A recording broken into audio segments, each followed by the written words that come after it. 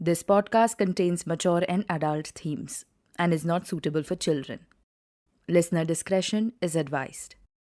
OnlyFans subscribe model. Yeah. I feel it's done wonders for the because Adult now entertainers. no for LGBTQ individuals. I feel like to incentivize them, be sex positive, Right. on camera. Right. These are people in their rooms. I have a friend in London who showed me his bank statement. He earns £6,000. Wow. In a month. Wow. In a month, and he's a very well-to-do lawyer. Indian boy. He makes the most beautiful videos. He's getting railed, pounded, bred and fed and all, you name it.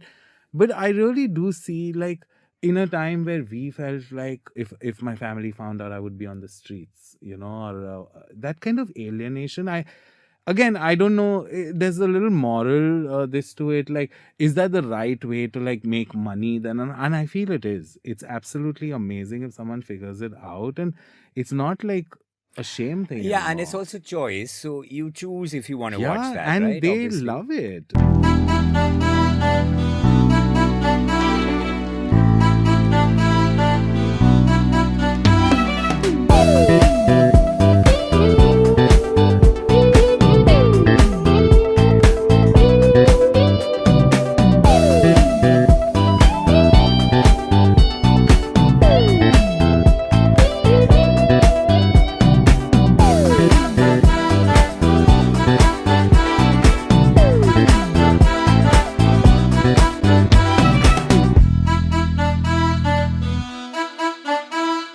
Hola and welcome to The Queer Podcast. Today we're going to chat about one of our favorite subjects of all time and all ages, sex. Yeah, nice sound effect. I don't think I need to say much more, so let's dive into today's exciting episode without much ado. So with us is the super fun and whip smart Farhad Karkaria. Thank you. Farhad is a social media and content specialist, having worked across many platforms, and is also a super cool writer and has been a podcast host as well. I tried. You did really well, actually. I did. thought not as good as ours, but I mean, I'll get there. yeah, it'll get there. I've known Farhad for 12 years now, and we met when Farhad came over one evening while my lady friends, Rishad and Imran, were visiting. Farhad came to see them, but he didn't leave that entire weekend. And in a stoned state, he ate everything that I had in my fridge. For years since, I have followed him and his posts to keep abreast with what was current across films, series, and music. Recently, we began collaborating on a queer project, and it's been a lot of fun, Farhad. Thank you. So from what I know, you're quite a queer sex-positive person who has been hooking up and dating over time, even though you're in a lovely relationship right now with a lovely young man, Abhigyan. Yeah. But I couldn't think of anyone chattier or sluttier. It's so funny you say that because I feel like right now I'm sex positive always, but am I, and I'm in a relationship, so there's suddenly steady, good, healthy sex for the first time. Nice. But I was single for 6 years before that, and I just felt like it was just, I felt sexless a lot of times. So right now when you say that, and we'll talk a lot about sex, but I just feel like it's too much. Like, was I that sexual? And it seems alien, the concept. Right. So, yeah. Now that you're happily Committed. committed. But it had reached a point which I know a lot of people hate in the community, which was like, what am I doing? I'm just like, Hooking the guy keeps changing, the face keeps changing, but like, I'm just pouring it out there. I don't know, I got serious. Pouring it out there. Literally. But yeah. Okay. So thank you for zipping in from Pune to join us to discuss the joys and complexities of queer sex. Something that we all hopefully enjoy and is a primal part of all of us across whatever part of the spectrum we might lie. To start with, a quote I read when researching this theme. If there's one thing the queer world is good at, it's having really, really good sex. Yeah. Do you agree with that? I don't. Oh, really? I don't. As in, we have a lot of it. But again, are people around you happy? Sexually? Yeah.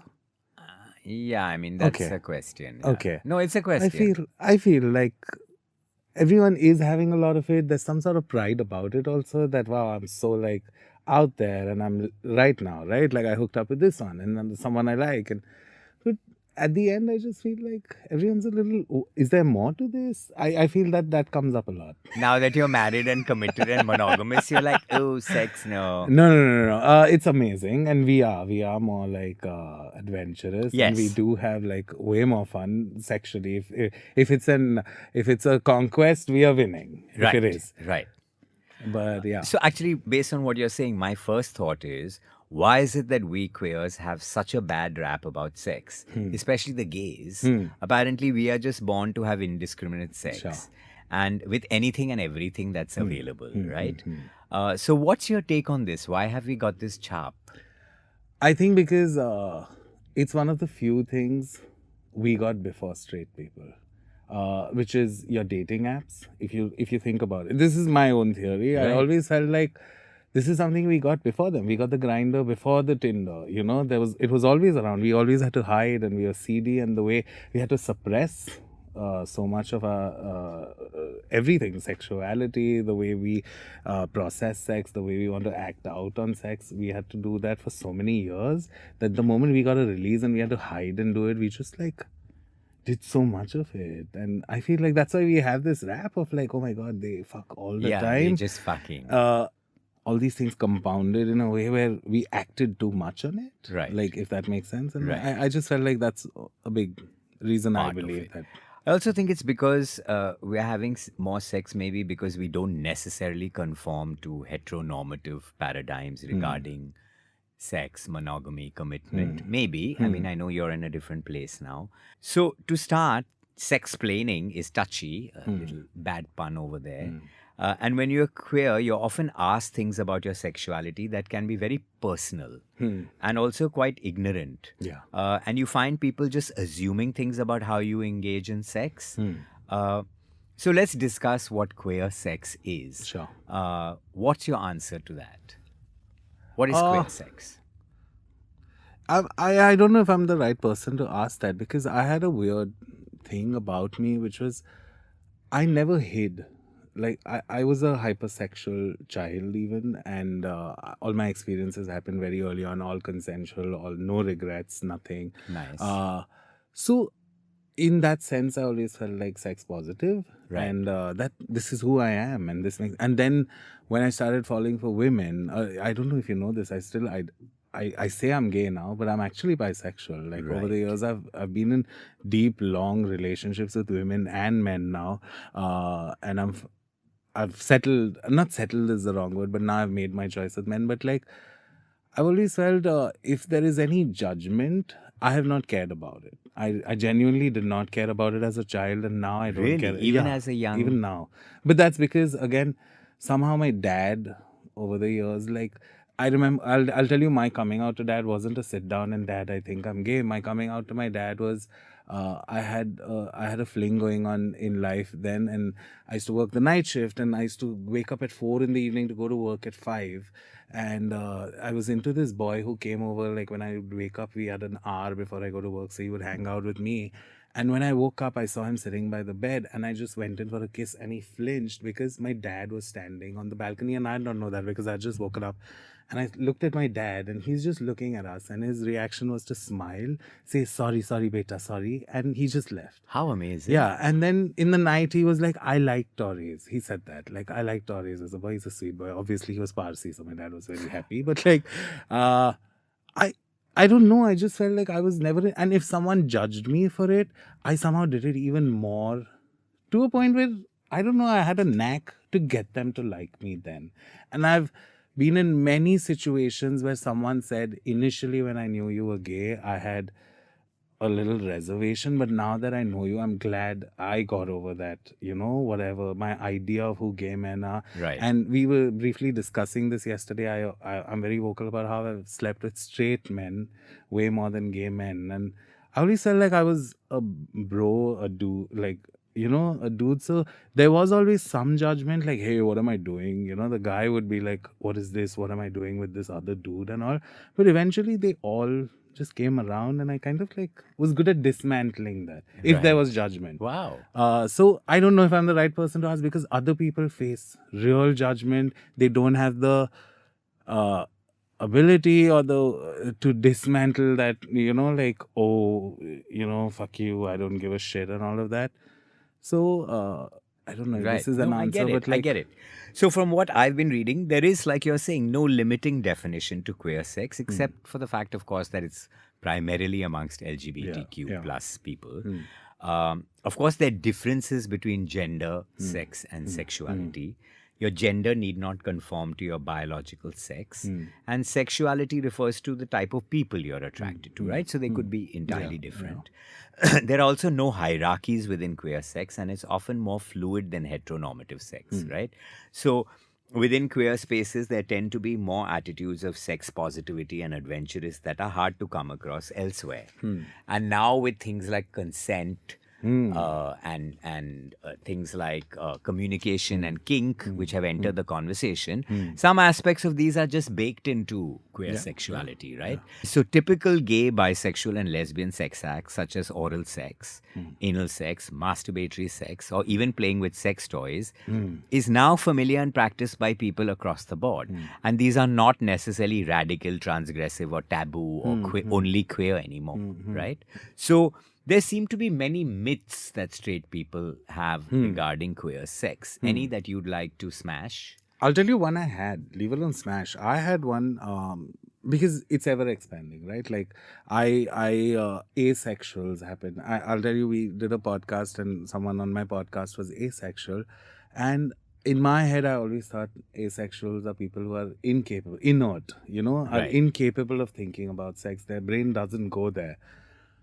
But it was a revelation when I spoke to her. She told me about how she masturbates. And my first question was, wait, if you're asexual, then what do you think about when you masturbate?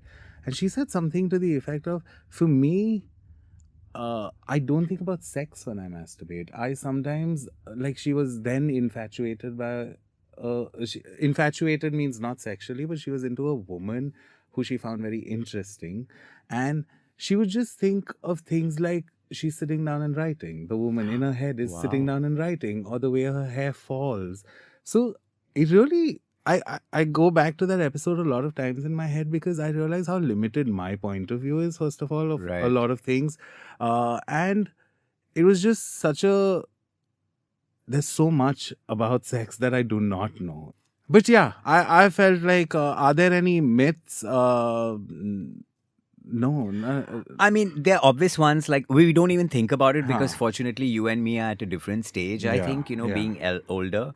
But thinking that one queer person will be automatically attracted to another queer person, which is So a thing that common. a lot of So straight common. people think, friends. Nay, that Yeah, doesn't work. yeah. That's really oversimplification. Like I've had countless times when a friend will sweetly say, oh, I have a gay friend, you guys must meet, with the thing that, oh, he's gay, you're gay, to phir, Oh what my is God, I that hate saying, that. ke, I hate that. Razi and Kazi, like there should be no issue. Yeah. You're both queer. So, but I mean, like, can you imagine telling a straight person, like, Yeah.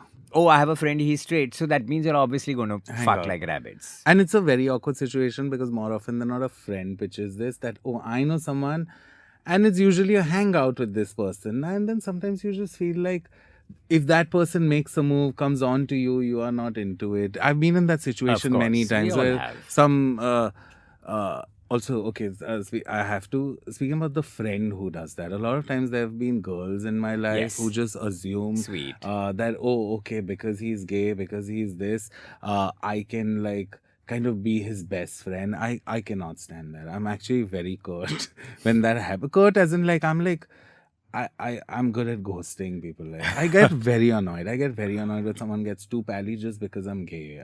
Because I Yeah, don't but that's know. yeah, I understand what you're saying, and it is Yeah. sometimes. No, but it suddenly becomes even in terms of physical. Like, I get a little, like, they'll sit on your lap and they'll poke you, and like a little. I've had a lot of people. I'm not saying this out of one experience. I just felt like girls tend to do that sometimes, And it puts me in a weird situation. Also, like, if they find out that I've dated girls in the past, then it becomes a very weird situation. And I find those very tough to navigate whenever Like challenging. I had that 2 weeks ago that happened to me, where a straight friend, she had a little alcohol. And over the years, she's done this where she gets very like, why you gay? And why you into which is okay. The joke was fun the first 5 times she said it, the first 100 times she said it. But now every time I'm like, oh fuck, she's on her third drink. She's going to start doing that shit. Right enough, she does it. And I kind of find that way more irritating than like, some straight dude thinking, oh my God, this guy wants to fuck me. I'll be like, don't flatter yourself. Yeah, really, don't flatter yourself. Yeah. Okay, then of course there is the classic, someone is the man, more masculine, the top, and someone is the woman, more feminine, and the bottom. So again, regular binaries don't really work. Not at all. Also, who we are in bed is not always who we are in life. I mean, I might be an effeminate male, but that doesn't necessarily make me a bottom, and vice versa. The hierarchy of sex is very different from the heterosexual world. The main event is not always penetration, and it doesn't always lead to penetration. And in fact, it may not be part of the program at all. Not at all. Right? Yeah. Then, of course, queer sex is not always risky or kinky. We can be as vanilla and wholesome as any old straight couple, right? Okay. So that's the myths done. Perhaps the biggest misconception that we are under, or a lot of the right-wing thinks, is that queer sex is a Western import. Like this is also, being gay has come from the West. Like, so stupid that, we heard about gay people in the West and you decided to change your entire sexual orientation. What do you have to say to that? Anytime someone said that to me, that this is a Western concept, I asked them if they own a pair of jeans, if they have a smartphone. And then I was like, you're not in a position to say that because you are wearing and carrying things that are made in the West, the East, and not in India. So shut the fuck up. And then, of course, you've got to remember that India played a huge role in shaping understandings about sexuality with the Kama Sutra. Somewhere back between the 1st and the 6th century. It was originally written as Vatsyayana's Kama Sutram, Vatsyayana's aphorisms on love. And the philosophical work on Kama Shastra, which is the science of love, was intended as both an exploration of human desire, including infidelity, and a technical guide to pleasing a sexual partner, which is so cool. And of course, ancient Hindu texts like the Rig Veda had perspectives on sexuality. Nudity was acceptable, at least the top half, men and women. Then, women's pleasure, I love this, was taken very seriously. Unlike today, according to the ancient text in Kama Sutra, women and their sexual pleasure should be of utmost importance. Homosexuality wasn't shamed. Although same-sex relationships weren't devoid of judgment, the fact is people participated in homosexual intercourse. It's so funny that we were those and now we deny it. Like, don't you think there's a connection between like how we as a body do a certain thing, but even history does that sometimes. I feel like I tend to notice patterns. And like it's that. kind of cyclical, but history is cyclical. And then, but then you think, what happened? When did we become this nation of sexual repression and morality? Because ancient India seemed quite sexy now when you think about it, you know.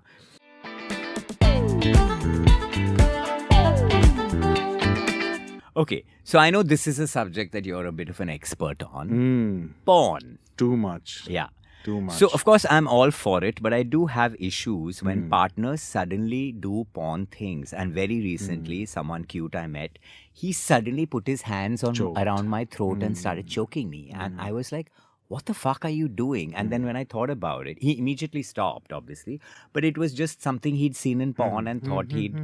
Clearly, I seemed like somebody who was ready to be choked. Yeah. What are the differences you find between straight and queer porn? Because there are broad. There are. Again, as someone who, when you grow up queer and you grow up gay and you don't have access to a lot of gay porn, I feel a lot of us had to like rely on straight porn, and we just focused on the man in the situation. And somewhere back then also I had like some sort of odd twink fixation. Twink porn is a very later on like addition to the porn list. Like back then you had your template macho hairy man, Tom Selleck, kind of hairy chest and like man. now I feel like gay porn has become a little aggressive. I watch it. There are. I also have to say there's a little bit of everything, but largely what I see. Also, algorithms you have to realize are designed in a way where if you like a certain thing, it starts sending you more. sending you That's the how same. porn tends to go back a little to what you were saying earlier. Porn tends to warp your mind in that way because let's say you watched one video where you liked where there was spitting and slapping and the boy who slapped you out of the blue, you have to understand that he saw this. He started getting served this a lot and he started thinking this is normal because it's happening in porn. You also have to realize that he's probably hooked up with boys who also watch don't mind that, being slapped, who are okay. So he thought, oh, now there This is is no fine. line there in Yeah, his head. So yeah. he thought it's very normal and this is something you want. And then he got kicked in the balls. I feel like straight porn is still a little healthy. It also has a lot of this gagging and like spitting and punching and spit and like it's a lot. But largely, if I have to say, I feel like gay porn does that way more now. Yeah. Yeah. So gay porn is actually similar to heterosexual porn. It often glorifies the homonormative masculine body type and behavior, which sort of reflects attention back to the male-centered gaze and a representative instance of phallic power and pleasure, right? Yeah. So queer porn often tries to broaden this. Oh, yeah. It's not penis-centered all the time, so that's kind of cool. Yeah. I came across some really cool stats. What do you think is the most searched term on online pornography sites? For gays or like? Across the board. No. Tell me. The most searched amongst gay, straight, everything is lesbian. Lesbians. Yeah. I just... According to Pornhub and YouPorn. Wait, why are gays watching it? Like, I'll tell you. According to Pornhub and YouPorn, two of the most visited porn sites in the world, they found that while lesbian was the top search amongst women on both, amongst men, the term was sixth most popular. Women continue to favor lesbian porn because they see acts that they enjoy on themselves. The straight men also love it, obviously. I can't tell you how many straight men have told us, oh, I'd love to be in a straight, in a Rachel, lesbian. Monica and Phoebe. Yeah. Yeah. The straight men also love it because they are desiring a view of a sexual experience in which they cannot, by definition, take part. So it has a voyeuristic, naughty element to it. And some men prefer not to have any male bodies. Like they get put off by the big penis. Okay. And it removes anxieties about their penis size, body type, and even their own homophobia.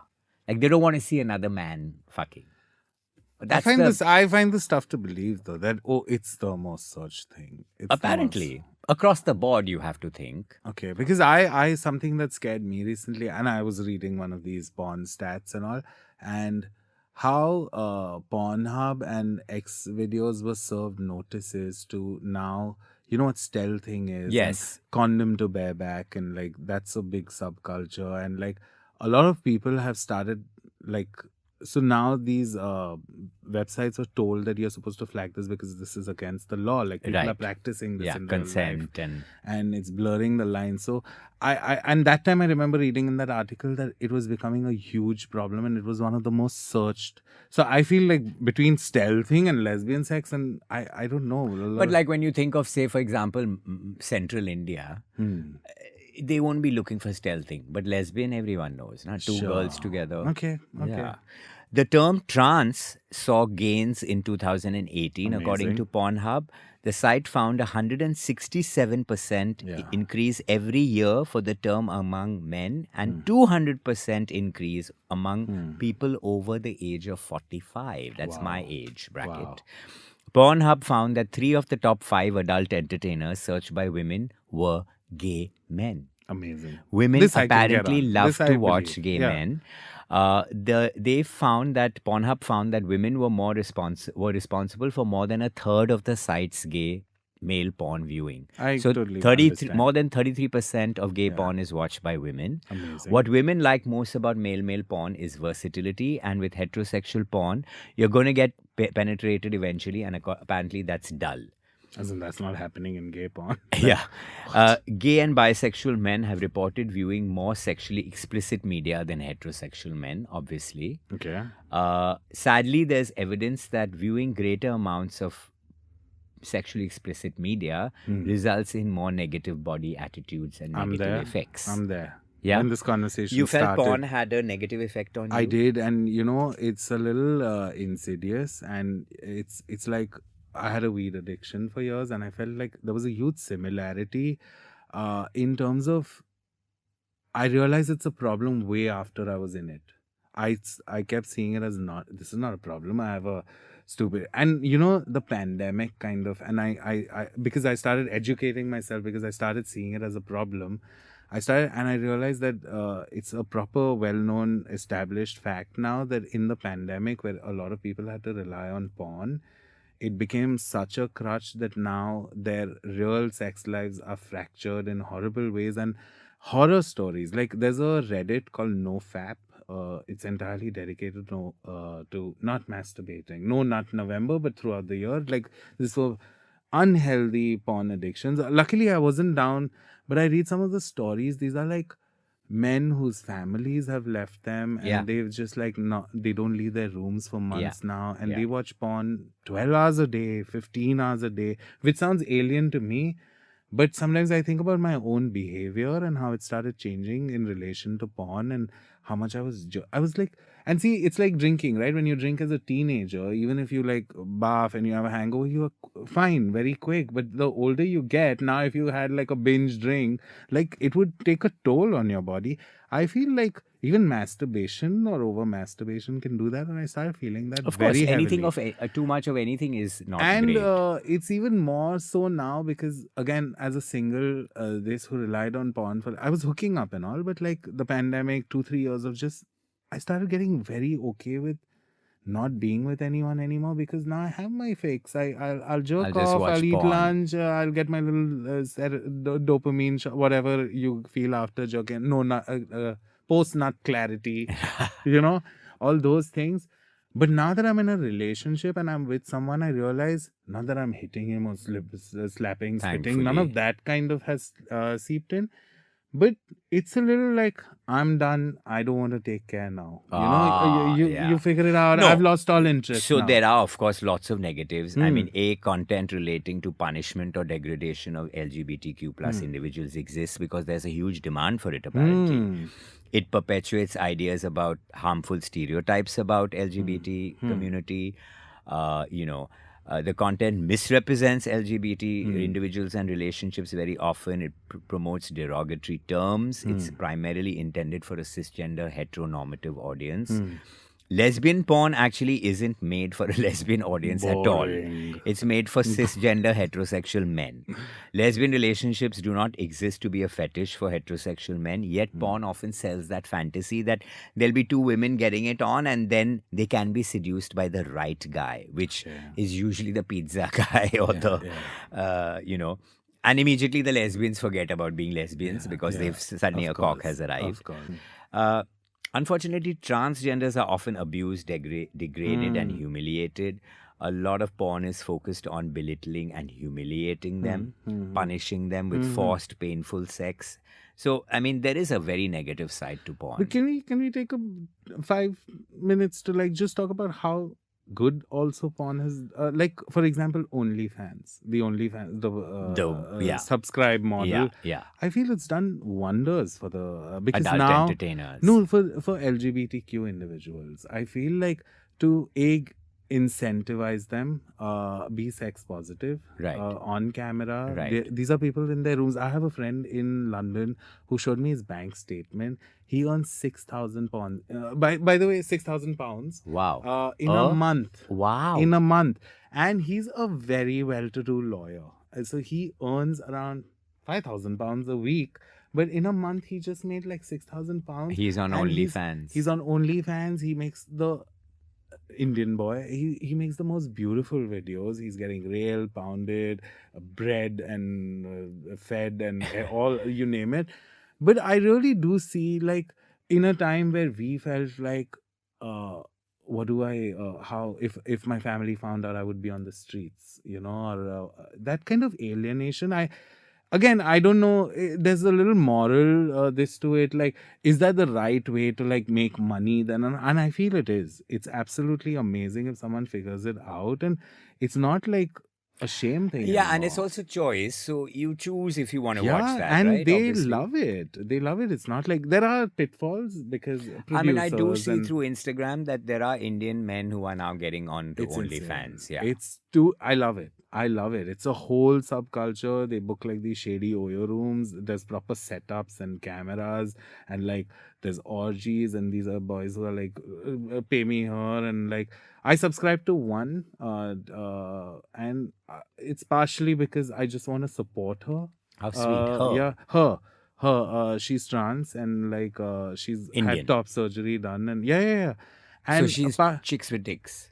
chicks with dicks, and I want to support her, and also she just hooks up with the most lovely boys because what happens is she attracts a lot. She has breasts, so she attracts the type of guy I am into. A lot of Right. times these Right. are like biker boys and like who are, and it's also there's so much to learn when you watch something like that, right? Like you really understand that what statistics can tell you, but what's really happening here. This guy who watches probably his favorite movie is Dhoom or Kabir Singh Yeah. right now is sucking a trans girl's dick. Wow. You know, like you really wonder. You see them, they're like tattooed and the earring and the beard, and Men. like it really makes you think. Like, okay, stats will tell me a certain thing, but this is going on. This Wow. is going Right. on. So India specific, just to round this off, the Hmm. most popular search terms include Indian, Indian wife, and Indian bhabhi. Of course, There's a Savita whole Bhabhi. Savita Bhabhi. In India, a quarter of Pornhub's users are female, which is 2% higher than the worldwide average of 23%. I think that's cool that Indian women are at least watching porn. The most popular porn category amongst women is lesbian, Okay. followed very closely by gay. Only 2% of searches on Pornhub from India were for male homosexual content. Okay. However, this year, gay searches have jumped by a massive Of course. 213%. Again, I did not need a stat to tell me What that. about kink? Okay. So many kinks. What is the kinkiest thing you've done that you can share? The only time I thought I wanted to do something very kinky, I almost got sued by a very famous ice cream company. Yeah. On the previous podcast, basically, what I would do was I would live my week and then I would come do the podcast and like say what happened in the week sexually or not sexually. And this boy had come over and he suddenly did do you have honey or whipped cream? And I did not have either in my house. So he was like, it's fine. Let's just keep fucking. And then suddenly I was like, oh, I have some ice cream in my fridge. And he said, okay, does that work? But it looked like He wanted to incorporate food into your sex play. but like he wanted something up his butt. Like I felt like it was a part of the penetration. I said, I have ice cream. He said, sure. And Mississippi mud, whatever, which is not the best ice cream to fucking have anal sex with, by the way. Yeah, chocolate. Honey Nut Crunch. Yeah. And then someone tweeted when the episode aired. Someone tweeted to them, and Now we all know. Anyway, someone it's okay. Someone tweeted to them and said, "Haha, he's found such a funny use for your ice cream." And then they actually emailed the production company saying that we have a week. We need to take that out of the episode because we had already put But it that's up. because you used the brand name. I did, but I found it so funny that usually I'm very like, okay, kink, sure, I'll do it. But the one time I was like, okay, I have ice cream, let me try it. I got sick, backfired. almost. Is there anything you notice sexually which is like a trend nowadays in LGBTQ? Like, are the boys now? Yeah. This daddy spit on me, fuck me harder, and like it has to be a little Slightly violent. aggressive and a You little feel like that's rage-filled. quite in demand. I feel like I get that request a lot, and again, I'll do the best I can. But sometimes it's also like I kind of understand as being someone who's been affected by porn in a psychological way. I kind of I instantly know. Initially when you see another stoner, like, oh, you also smoke, right? You just know. Nowadays, when someone has a porn addiction, I know. Well, also, there has to be some sort of financial early on. I've noticed that a lot. Now there's it's like it's transactory. Transactory, and it's maybe just I noticed this because again I used to hook up with a lot of twinks before, and like I notice it starts with the can you pay for my cab? Can you pay for my which I'm very against, by the way. Even if I want to, I won't. Right, on principle. It has no. It's not Yeah. a principle. It's just I don't want to be in that space where I want to Right. feel that. Right. So yeah, the borrowing money, the this. I notice that a lot. No, I see that on Grindr. There's lots of boys who'll send you a dick pic, and then they'll say, "You want to blow me?" And you'll start a conversation, and then they'll say But 5,000. paid. And I'm like, Paid sex. yeah, paid poda. Which I kind of also understand. There's zero judgment. I'm this, but sometimes I feel like these boys Zero are putting judgment about themselves. sex work, obviously. They're definitely putting themselves in dangerous environments. Now, obviously, we are a responsible podcast at the queer podcast. So there is a dark side to all this queer sex, mainly amongst the boys, which is the whole barebacking, which is Of anal course. sex without a Yeah. condom. I mean, my generation was the HIV generation. Sure. I grew up, unfortunately, with AIDS looming very large over being queer. So to have sex with a condom was ingrained in us. Like, I can't think of sex without a condom, but I see a lot of younger No. men who almost are surprised when you mention the C word. Like, I'm like, have you forgotten that the easiest way to get HIV is unprotected anal sex specifically because of the wear and tear, Yeah. right? We are also a very damaged generation. So I feel, as someone who spent 2 years as a very self-destructive person, I saw barebacking as a way to self-destruct also. It's like smoking. It's like Right. drugs. It's something you would do just to self-destruct, but you don't see it as You that. don't see it as And I feel like a self-destructive. lot of in a point in time where a lot of these gay boys feel lost and individualistic. Everybody's individual, and I feel like it's become an outlet for them. So I don't blame them. They should do better. They should learn better. But like, how can you know what bug chasing is? No. Bug chasing is when you want HIV. It's a real thing. Oh my God. Sorry, this is a little grim. It's no. We keep saying the sentence thrown around nowadays is it's no HIV is no longer a death sentence because it's such a Right, manageable. right. There are pills and all of that. So there's a certain section of boys who now are like, okay, let me just get it quickly. Let me get so I can live my life. Clearly, as someone who also does mental health counseling, it's clearly related to all the intrinsic issues Yeah, about being yeah, queer and yeah. the internalized Yeah. homophobia and Yeah. addictive issues and your self-esteem, and there are many things. So it's And really whenever sad. I've tried to tell someone at bug chasing, I've noticed their first reaction is to judge the person. And I'm like, you are not understanding. This comes from a deep place Yeah, of like it's- wanting yeah, to you just need to help this obliterate person. yourself. Yeah, And like, it's suicidal, literally Yeah, it's suicidal. insane. Yeah. Then of course it's insane, but every fifth profile on Grindr now says high fun. So for the uninitiated out there, high fun is boys basically going around with meow meow or some other street shit chemical, injecting each other and then having crazy sex. I know 2 boys who've died, myself personally, Okay. because they got into this shit. And I've spoken to others who got in and out because I was researching it for a documentary. They say that it pretty much ruins your sex life because you can never go back to just having normal Regular sex. sex, yeah. We've kind of reached the end of the time. Oh, shit. But I'm very reluctant to end this On lovely that chat note. on this sad note. I'm so sorry. So will you tell us I'm just thinking off the fly, will you tell us the funniest thing that's ever happened to you in sex? Oh, wow. And please take us on a high because sex is lovely. And Honestly, this whole ice cream thing was a little Yeah, that's fun. insane to me. Wow. I'm also thinking, what's the funniest thing that's ever happened to me in sex? I mean, I tried handcuffs and it was ridiculous. I was just like, this is really boring because now that I've handcuffed you, I'm doing all the work. You're just lying there. Okay. So I was like, nay.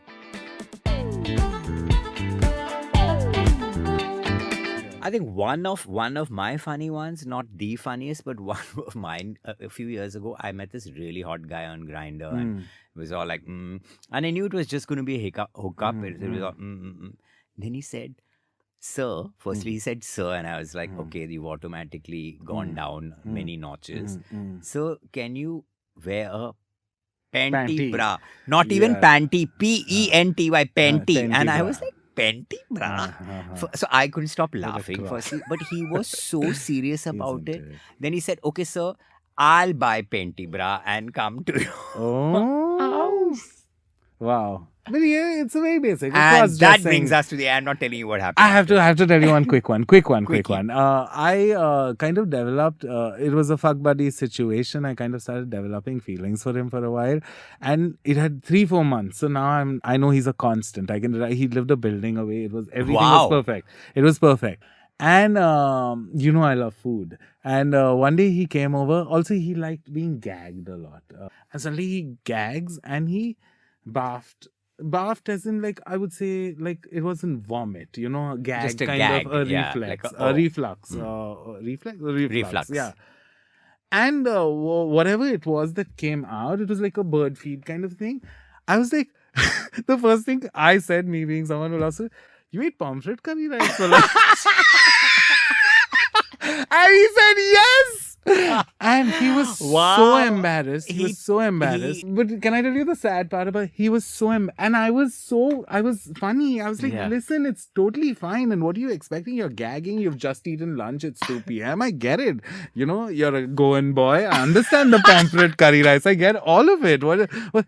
He stopped talking to me. He was so embarrassed. And that really broke my heart. That was the reason we stopped talking. You should have sent him some pomfret curry. Over the years, I really tried. I still reach out to him so many times. He's I just like, want some fish curry. because if he ever is still embarrassed about that, I just want him to think it was perfectly Why don't you for me. tell him? Why don't you tell the I don't viewers? think he's Hey, listening. pomfret curry boy.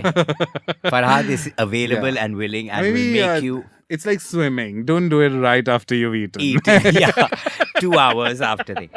Damn, this has been amazing, and I think we could go on and on between the two of us, but we do have to stop. And I want to thank you so much for coming in, for spilling your sexy beans, for being so candid. You've been absolutely delightful. I knew you'd be fab and you'd be this way. So. Thank you, Farhad. Now You're go welcome. forth and Thank spill you. your seed. Amazing. I know now that you're in a relationship and you're very busy with a lot of writing projects. And anyone who needs some cool writing out there, please Reach out. dial Reach Farhad. out. Anyone who wants to Who wants to eat pomfret curry rice can reach out. can call. Yeah. Because now he's committed in a relationship with a lovely young man, as I said. Yeah, Can we say his name? Abhigyan. Abhigyan, yeah. I want that to be as a capsule in time. Yeah. Yeah. Great. Amazing. Thank you so much. Thank you. I had the best time. Okay. Yeah. Bye.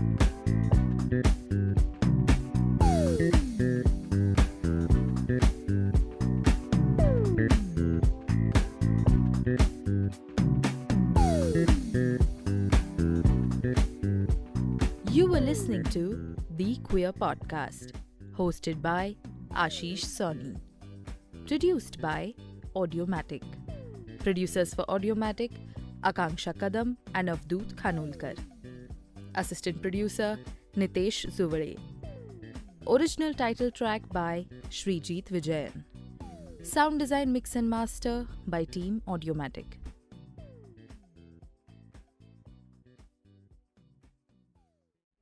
The views and opinions expressed in this podcast are those of the host and guest and do not reflect the policy or position of any organization, entity, or platform. This podcast is not intended to harm, defame, or offend any individual, group, or organization, and any references made to persons, living or deceased, are purely coincidental and not intended to be taken as factual statements. Listener discretion is advised.